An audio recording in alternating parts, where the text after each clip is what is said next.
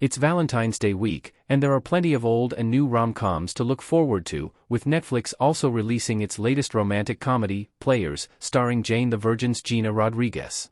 Written by Whit Anderson and directed by Trish C., the story sees Mac Rodriguez, an outgoing sports reporter, who develops schemes to land one-night stands.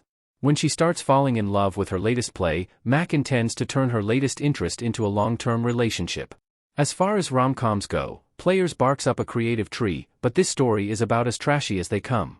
Mac has spent her post-college years devising dating plays so that she and her friends could hook up with whoever they set their sights on. When a war correspondent, Nick, Lucifer actor Tom Ellis, begins working at her dying newspaper, Mac turns on her tricks with the help of her crew, including Adam, New Girl's Damon Wayans Jr., Brannigan, Augustus Prue, Little, Joel Courtney, and Ashley, Liza Koshy. This hookup scheme is at the center of their friendships, which is where the first big issue of this film surfaces.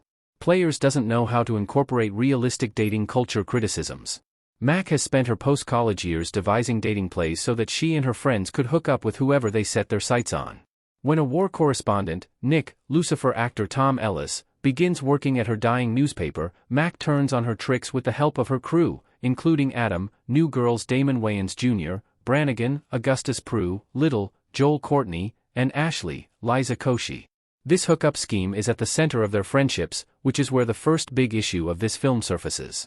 Players doesn't know how to incorporate realistic dating culture criticisms. It's difficult to support a film whose characters' entire personalities revolve around hooking up with other people. Even in the real world, people are more complex and interesting than whatever shallow part of humanity this script wants to highlight. Whatever feminist view or girl power the story also attempts to celebrate through Mac, who doesn't seem to have any female friends, completely fails. Instead, the film is a wasted opportunity to critique the dating world. With the internet now being a hub for podcasters to share their grievances on the topic, Players is a poor excuse for a dating/hookup story. Towards the middle of Players, we come to understand that Mac lost her parents, which may explain her rambunctious appetite for hooking up with no strings attached. But this is a Netflix rom-com where Anderson finds no need to dive deep into Mac's personality or psychological state that would clue the audience in on her actions. Never mind that even her reasoning for wanting to finally try a relationship is half-assed and silly, to say the least. Humor and ridiculous scheming to trick people into relationships is the priority of this messy script. There's a point when Mac quickly learns that turning a hookup into a quality relationship when it's built off of lies is nearly impossible. For example, when Mac and Nick join Adam and Claire, ego Nudim, on a double date, the conversation reveals that Mac and Nick have very little, if anything at all, in common. It begs the question of why Mac is even interested in Nick in the first place.